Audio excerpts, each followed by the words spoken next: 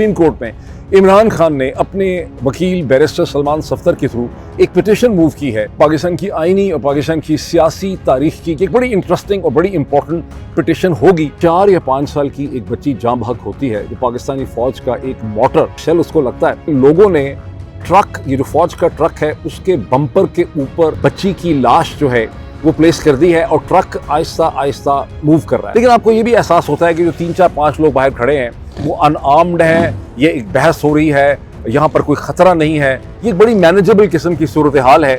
और इसके बाद जो कुछ हुआ वो नहीं होना चाहिए था। लेकिन पाकिस्तानी फौज की वर्दी में पहने हुए सोल्जर्स जो हैं, कई सोल्जर्स जो हैं वो सड़क के ऊपर हैं और वो लोगों के ऊपर डायरेक्ट फायर कर रहे हैं। मलिक रियाज साहब के एक एसोसिएट जिनको कर्नल खलील बताया जाता है, उनके पास इसराइली इंटेलिजेंस के, ये हिंदुस्तानी इंटेलिजेंस के को बहुत ज़बरदस्त किस्म के राज थे जो इस वक्त पाकिस्तान के डिसीजन मेकर्स को चाहिए। आसिफ अली जरदारी साहब ने सेंटकॉम के जो आउटगोइंग चीफ हैं जनरल माइकल कुरेला को उन्होंने तमगा इम्तियाज़ दिया। ये इतना बड़ा तमगा इम्तियाज़ क्यों दे दिया गया है सेंटकॉम के चीफ को? माइकल कुरेला के अपने बॉस क्या कर रहे थे पिछले 24 घंटों में? अस्सलाम वालेकुम, this is Moid Pirzada in United states.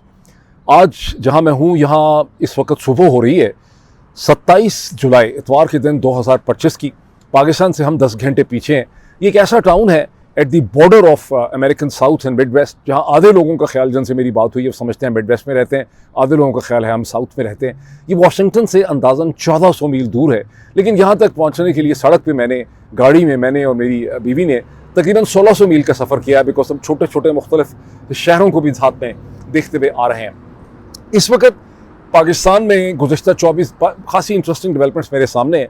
हम देख रहे हैं कि गुज़िश्ता 24 घंटे में फॉर्मर प्राइम मिनिस्टर पाकिस्तान जनाब इमरान खान ने सुप्रीम कोर्ट पाकिस्तान में पोस्ट काजी फाइज ईसा जो सुप्रीम कोर्ट है, 26वीं आईनी तरमीम के बाद में मारज़ वजूद में आने वाली सुप्रीम कोर्ट में इमरान खान ने अपने वकील बैरिस्टर सलमान सफ्दर के थ्रू एक पिटीशन मूव की है लाहौर हाई कोर्ट के 24 जुलाई 2025 के उस फैसले के ख़िलाफ़, जिसमें लाहौर हाई कोर्ट के एक डिविजनल बेंच ने प्रोसिक्यूशन की बात मान ली है और इमरान खान की ऑन द बेसिस ऑफ के पुलिस की एविडेंस उनके पास है कि कैसे इमरान खान ने May 9 की साजिश की और पाकिस्तान के गैरिजन और मुख्तलिफ जो फ़ौजी तनसीबात हैं उन पर हमला करने का प्लान बना रखा था, हुक्म दिया, इंस्ट्रक्शंस दी।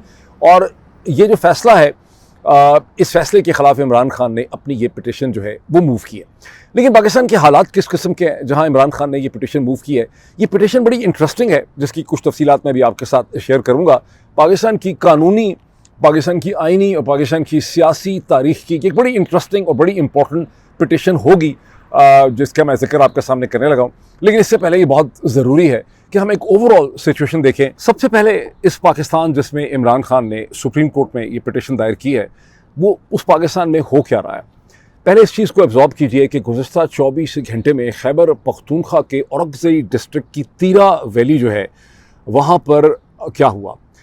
24 घंटे में हमने देखा, हमें ख़बर मिलती है और सोशल मीडिया से मिलती है, पाकिस्तान के किसी अखबार में ख़बर नहीं है, कि 4 या 5 साल की एक बच्ची जाँ बहक होती है जो पाकिस्तानी फ़ौज का एक मोटर, ज़ाहिर बच्ची के ऊपर हमला नहीं था, वो मोटर का शेल उसको लगता है, उसके नतीजे में बच्ची जो है वो जाँ बहक होती है। फिर हम वीडियोस देखते हैं जिन्हें मेजर रिटायर्ड आदिल राजा ने शेयर किया है, जिन्हें deputy speaker, former deputy speaker of the National Assembly Qasim Suri साहब ने शेयर किया है, और जिन्हें पाकिस्तान वाली के ट्विटर अकाउंट से शेयर किया गया। हम पहली एक वीडियो देखते हैं जिसमें हम देखते हैं कि लोकल्स जो हैं, जो कोई जवान नहीं है, नौजवान नहीं है, बल्कि बारिश हैं, सफ़ेद उनकी दाढ़ियाँ हैं, वो इस बच्ची की बॉडी जो है उसे एक आदमी ने अपनी गोद में उठाया हुआ है, जाँ बहक बच्ची की, और वो प्लीड कर रहे हैं। एक फ़ौज का बड़ा सा ट्रक है, उसके सामने वो उसको प्लीड कर रहे हैं। वहाँ पर एक बहस हो रही है, ट्रक खड़ा हुआ है, ट्रक अपना रास्ता ढूंढने की कोशिश कर रहा है। फिर एक और हम वीडियो देखते हैं जिसमें लोगों ने ट्रक, ये जो फ़ौज का ट्रक है, उसके बम्पर के ऊपर बच्ची की लाश जो है वो प्लेस कर दी है और ट्रक आहिस्ता आहिस्ता मूव कर रहा है। फिर हम एक और वीडियो देखते हैं जिसमें हम देखते हैं कि लोकल्स जो हैं वो तीरा वैली के अंदर जो ब्रिगेड हेडक्वार्टर अपेरेंटली बताया जाता है, उसका एक लोहे का गेट है, वहाँ पर लोग प्रोटेस्ट कर रहे हैं और वहाँ पर जो फ़ौज के यूनिफॉर्म में सिपाही हैं, हाथ में उनकी बंदूकें हैं, वो लोगों के साथ बहस कर रहे हैं।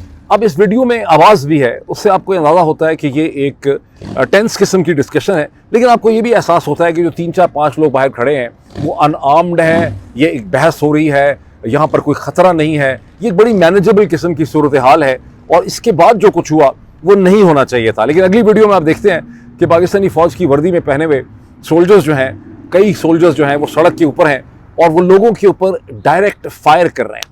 अब डॉक्टर शहबाज गिल ने अब से चंद घंटे पहले इस पर अपनी जो वीडियो की, उसमें उन्होंने ये कहा कि अब तक जो कंफर्म डेथ्स हैं वो 4 हो चुकी हैं, लेकिन शायद ये डेथ्स जो हैं वो बढ़ जाएं। उनके बाद कासिम सूरी ने, the former deputy speaker of the national assembly, उन्होंने एक ट्वीट किया जिसमें उन्होंने कहा कि 7 लोगों के जान भाग होने की खबर है और बहुत से लोग जो हैं वो ज़ख्मी हैं। नेट इफेक्ट क्या है इन वीडियोस का? क्या ये पहली वीडियो हमने देखी इस किस्म की, या हम इस किस्म की खैबर पख्तूनख्वा के हवाले से और बलूचिस्तान के हवाले से बहुत सी वीडियो, ख़ास करके खैबर पख्तूनख्वा के हवाले से हम इस किस्म की बहुत सी वीडियोस जो है वो पहले देख चुके हैं। ये कोई इंसर्जेंट नहीं है, ये बागी नहीं है, ये कोई हमला आवर नहीं है, इनके हाथ में कोई बंदूकें नहीं हैं, ग्रेनेड नहीं है, ये कोई टीटीपी के लोग नहीं हैं, ये कोई और किस्म के दहशतगर्द नहीं है। ये आम आवाम है जो एक इंसाफ मांगने के लिए मिलिट्री हेडक्वार्टर के बाहर जाते हैं। ये सिपाही उस इंसाफ मांग रहे हैं और सिपाही जिन्हें वहाँ होना ही नहीं चाहिए इन द फर्स्ट इंस्टेंस। और 2000 मेरा ख्याल 2 या 3 से पहले पाकिस्तान की फ़ौज by reason of design in political sense in इलाकों में मौजूद ही नहीं थी। वहाँ पर हम देखते हैं कि ये सूरत हाल रोज़ हमें इस किस्म के सीन जो हैं वो मिलने में, हमें देखने में मिल रहे हैं। और हम देखते हैं कि ड्रोन स्ट्राइक्स हो रही हैं, ड्रोन स्ट्राइक्स के बाद हमें प्रोटेस्ट होती हैं। जब आप इन इमेजेस को देखते हैं तो अपने जहन में याद रखिए कि गुज़िश्ता 10 बरस में या इससे ज़्यादा टाइम पीरियड में, मैं गाज़ा की बात नहीं कर रहा, वेस्ट बैंक के अंदर हमने ऐसे ही इमेजेस देखे जहां फ़लस्तीनी नौजवान, वो नौजवान होते हैं, ये बारिश लोग हैं, फ़लस्तीनी नौजवान जो हैं वो प्रोटेस्ट कर रहे हैं इस्राएली फ़ौज के ख़िलाफ़, और इस्राएली फ़ौज जो है वो उनके ऊपर गोलियां चलाती है। वैसे हमने इस्राएली फ़ौज को डायरेक्टली लोगों के ऊपर गोलियां चलाते हुए बहुत कम ही हमने इस तरह से देखा है, लेकिन देखा ज़रूर है। लेकिन ये उसी किस्म के मिलते जुलते सीन है। इसका मतलब क्या है? इसका मतलब यह है कि इन इलाकों के अंदर बदकिस्मती से अनफॉर्चुनेटली पाकिस्तान की फ़ौज जो है वो एक ऑक्यूपेशन फ़ोर्स के तौर पे, एक ऑक्यूपेशन आर्मी के तौर पे हमें नज़र आती है। ये जो एक नफसियाती सूरत हाल है जो ये इमेजेस कैरी कर रहे हैं, ये कितनी ख़तरनाक है, इसको जो समझ सके वो समझ सके, जिसकी उसकी बड़ी मेहरबानी, जो उसको ना समझ सके उसकी भी बड़ी मेहरबानी। हम बलूचिस्तान में भी यही सूरत हाल देखते हैं। और इसके बारे में क्या एक इस्तदलाल है जनरल हेडक्वार्टर्स के डिसीजन मेकर्स का। 2006 के बाद से बलूचिस्तान में कभी भी अमन जो है वो नहीं आ सका। इस पे ज़ाहिर है मैं ये समझता हूँ कि इस पर बहुत ज़्यादा रिफ्लेक्शन करने की ज़रूरत है पाकिस्तान के डिसीजन मेकर्स। तीरा वैली से पाकिस्तान के शहरों की तरफ आ जाएँ, पिंडी इस्लामाबाद की तरफ आ जाएँ मेरा ख्याल है, और यहाँ पर देखें कि मलिक रियाज साहब के एक एसोसिएट जिनको कर्नल खलील बताया जाता है, मेरा ख्याल है वही कर्नल खलील हैं जो किसी ज़माने में या शायद अभी तक मलिक रियाज जो हैं बहरिया टाउन के चेयरमैन, उनके ये चीफ़ ऑफ स्टाफ हुआ करते थे और उनकी अपॉइंटमेंट्स वगैरह जो हैं वो फिक्स किया करते थे और भी बहुत कुछ करते होंगे। बहरहाल उनको अरेस्ट करने के लिए, क्योंकि ख्याल ये है कि उनके पास इसराइली इंटेलिजेंस के, ये हिंदुस्तानी इंटेलिजेंस के को बहुत ज़बरदस्त किस्म के राज थे जो इस वक्त पाकिस्तान के डिसीजन मेकर्स को चाहिए, तो उनको गिरफ़्तार करने के लिए पंजाब पुलिस जो है उनकी रिहाइशगाह पर पहुँचती है। वहाँ पर तोड़ फोड़ होती है, ये गुज़श्ता 24 घंटे में हुआ है, जद्दोकूब किया जाता है। ये सब चीज़ें तो खैर नॉर्मल है, रोज़ ही पाकिस्तान में होती हैं। लेकिन वहाँ उनके एक साहिबजादे भी हैं, कर्नल साहब तो चले रिटायर्ड हैं, लेकिन साहिबजादे उनके जो हैं वो अभी भी सर्विंग मिलिट्री ऑफिसर हैं, वो पाकिस्तान में एक फ़ौज में एक मेजर हैं, और उन्हें वहाँ पुलिस मारती पीटती भी है। उसके बाद उनको डिटेन कर लेती है, अरेस्ट, पता नहीं अरेस्ट तो एक लीगल टर्म होती है, लेकिन उनको अपने साथ पुलिस के थाने में ले जाती है। मुझे उम्मीद है कि शायद उनको अभी उन्होंने छोड़ दिया हो। अब इसको ज़रा गौर कीजिए, इस सूरत हाल की नज़ाकत को या इसके अहमकानापन को। चंद महीने पहले आपको याद होगा कि बहावल नगर में एक SSG का जवान, जिसके घर वाले मेरा ख्याल स्मगलिंग कर रहे थे बॉर्डर पे, उसको पुलिस वालों ने पकड़ लिया या वहाँ मारपीट हुई उसके रिहाइश पे, डेरे के ऊपर। और उसके बाद बाकायदा पाकिस्तानी फ़ौज के बहादुर जो सपूत और SSG के कमांडोज वगैरह हैं, उनको GHQ से टॉप से उनको ऑर्डर दिया गया। उन्होंने जाके पुलिस वालों को फेंटी लगाई, बहुत मारा पीटा, माफियाँ बनाई और फिर उसकी वीडियो बनाई गई, उसको नशर किया गया। वहाँ पर फ़ौज की इतनी इज़्ज़त थी यूनिफॉर्म की कि एक सिपाही जो है उसकी खातर आपने पूरा डिसिप्लिन रियासत का तोड़ फोड़ दिया और पंजाब पुलिस की आपने गत बनाई और आपने एक मॉरल मैसेज जो है इम्पोज करने की कोशिश की कि फ़ौज की वर्दी को अगर कोई टेढ़ी आंख से भी देखेगा ये हाथ भी लगाएगा। हालांकि वो जिसको मारा पीटा था पुलिस वालों ने, वो तो घर वाले थे, उन्होंने वर्दी भी नहीं पहनी हुई थी। लेकिन यहाँ पर आपने एक हाज़र सर्विस फ़ौज का मेजर जो है उसको पुलिस पकड़ के चली गई है। क्या आपको पाकिस्तान के अंदर महसूस होता है कि पाकिस्तान में कोई सेंस ऑफ डायरेक्शन नहीं है? यहाँ पर टोटल बेसिमती है, टोटल कन्फ्यूजन इस वक्त पाकिस्तान में है। और वो रियासती इदारा जिसके नाम पे ये सब कुछ किया जा रहा है, उसके अपने हाज़र सर्विस अफसरान जो हैं वो अब इस कयास से और इस डिसऑर्डर से जो है वो बिल्कुल भी महफूज नहीं है। अच्छा, अब 2022 के बाद से बतदरीज जो है GHQ के प्रोटोकॉल्स में और कानून में जो तब्दीली की गई है, उसके नतीजे में फ़ौज के जो रिटायर्ड अफसर हैं, जो वेटरन्स हैं, उनको भी फ़ौज के डिसिप्लिन के मातहत कर दिया गया है। यानी उन तहद क़यामत जब तक बेचारों की रहलत नहीं होगी, वो फ़ौज के डिसिप्लिन के अंदर ही उनको जो है वो उनको तस्वर किया जाएगा, या उनके ऊपर डिसिप्लिन जो है वो इम्पोज़ कर दिया गया है। इसकी इम्प्लिकेशन ज़रा देखें क्या है। इसकी इम्प्लिकेशन ये है कि फ़ौज का ऑफिसर जो है वो सारी उम्र रिटायर ही नहीं हो सकेगा। रिटायर होने के बाद भी जो वो एक इंटेलेक्चुअल कंट्रीब्यूशन कर सकता है इंस्टीट्यूशनल रिफॉर्म करने के लिए, आइडियाज़ जनरेट करने के लिए, वो भी अब वो नहीं कर सकता, बिकॉज आपने उसको एक सर्टन फौजी डिसिप्लिन के पाबंद कर दिए। यानी वो कभी बेचारा सिविलियन बन ही नहीं सकता। हालांकि आप उसका, मेरा ख्याल है, पेंशन का जो बजट है सारा, वो सारा सिविलियन बजट से दे रहे हैं, लेकिन वो सिविलियन नहीं हो सकता। और ये एक ऐसी डेंजरस सिचुएशन है जिसकी तफसीलात में मुझे जाने की ज़रूरत नहीं है। हर वो जी शऊर शख्स जो है जो इसकी इम्प्लिकेशंस को महसूस कर सकता है, वो तो कर सकता है। जिस कोई खोपड़ी में ये चीज़ नहीं जानी, वो कभी भी नहीं जानी उसके सर खोपड़ी में। अच्छा, ये बहरिया टाउन के बारे में भी मैं कह दूं, मैं एक किताब पढ़ रहा हूँ इस वक्त, एप्पल इन चाइना मेरा ख्याल उस किताब का नाम है, जो ये बताती है कि किस तरह से एप्पल ने चाइना को टेक्नोलॉजिकली और उसकी इकोनॉमी को ट्रांसफॉर्म करने में क्या रोल प्ले किया, और कैसे एप्पल चाइना में टेक्नोलॉजी लेकर गया, और उसके नतीजे में अमेरिका का इंडस्ट्रियल लैंडस्केप जो है वो कैसे बदल गया। और ख़ुद, और बड़ी लंबी कहानी है, मैं कोशिश करूँगा कि इस किताब के ऊपर भी मैं एक रिव्यू करूँ, या इसके ऑथर से मैं बात करूँ, उसके एक इंटरव्यू रिकॉर्ड करूँ इंग्लिश में। ये जो बहरिया टाउन है, जिसके पीछे बहुत ज़्यादा गुस्सा पहले इमरान खान के खातर था कि इमरान खान के ख़िलाफ़ मलिक रियाज़ ने गवाही नहीं दी, और अब जब से मलिक रियाज़ साहब ने और बहरिया ने दुबई के अंदर एक बड़ी successful real estate scheme launch कर दी है, उसके बाद से मज़ीद गुस्सा ये है कि उस स्कीम के अंदर से जो शेयर इनको मिलना चाहिए था भाई लोगों को, वो इनको मिल नहीं पाया। ये वो बहरिया टाउन है जिसको अगर आप DHA के साथ कंपेयर करें, जिसको आप डफर हाउसिंग अथॉरिटी भी कह सकते हैं, यानी DHA 1950 से लेके 1996, 97 या 2000 तक DHA कोई इनोवेशन ना कर सका। उसी किस्म की घटिया स्कीम्स बनाते रहे जैसी 1950 में बनानी है। अगर किसी ने इनके विज़न को देखना है तो आप सिर्फ़ और सिर्फ कराची में चले जाएं, सड़कें देखें, सर्विस रोड्स देखें, ड्रेनेज देखें, नकाश के हालात देखें, और उसके बाद आप रावलपिंडी इस्लामाबाद का पहला जो DHA 1996 में बना है, जो बहरिया बना है, बहरिया स्कीम 1 to 3 या 1 to 6 वगैरह जो बनी, आपको क्लियरली उसके बाद मेरी कई दफ़ा DHA के जो एक तरह से हेड होते हैं रीजनल पिंडी के, इस्लामाबाद के, मुख्तलिफ जगहों के, उनसे जब मेरी बात हुई तो उन्होंने बरमला प्राइवेट डिस्कशंस में एडमिट किया कि अगर मलिक रियाज़ बहरिया स्कीम लॉन्च ना करता, ये बहरिया, तो DHA कभी भी अपने जहनी जमूद और इनर्शिया से ना निकल सकता। यानी DHA ने इंटेलेक्चुअल कंट्रीब्यूशन जो है in terms of town planning वो सीखी ही जब बहरिया का चैलेंज उसको मिला, बहरिया ने की। अभी उस बहरिया के पीछे पड़े हुए हैं। बहरहाल, I leave that to your imagination. ये वो पाकिस्तान है जिसमें आप देखते हैं कि former prime minister of Pakistan जनाब इमरान खान ने जो है वो लॉन्च अपनी पिटिशन मूव की है बैरिस्टर सलमान सफ्दर के through supreme court of Pakistan. ये मुझे अपना कैमरा बार बार इसलिए मूव करना पड़ रहा है कि मसलसल धूप जो है वो आ रही है, जिसकी वजह से मेरी आंखों पे पड़ती है तो बोलना मुश्किल हो जाता है। इमरान खान ने बैरिस्टर सलमान सफ्दर के थ्रू जो पिटिशन मूव की है, ये 24 जुलाई का मेरा ख्याल है लाहौर हाई कोर्ट का फैसला, ये जून का है, जुलाई का है, जिसमें लाहौर हाई कोर्ट ने इमरान खान की जो ज़मानत की दरख्वास्त थी उसे उन्होंने रद्द कर दिया। और ये बड़ी इंटरेस्टिंग पिटिशन है क्योंकि ये प्रोसिक्यूशन जो है उसके पूरे केस को, लाहौर हाई कोर्ट के कंडक्ट को ये एग्जामिन करती है। ये पिटिशन जब हम देखते हैं तो इससे हमें पता चलता है कि 3 इंस्टेंसेस ऐसे हैं जहाँ पर जो ATC हैं, 2 ATC और एक लाहौर हाई कोर्ट जो है इसी प्रोसिक्यूशन की जो एविडेंस और केस है इसको रद्द कर चुकी है। और ये पिटिशन कहती है कि लाहौर हाई कोर्ट जो है उसने जो कंसिस्टेंसी होती है एक लीगल आर्गूमेंट की, वो सारी की सारी ख़त्म कर दी है।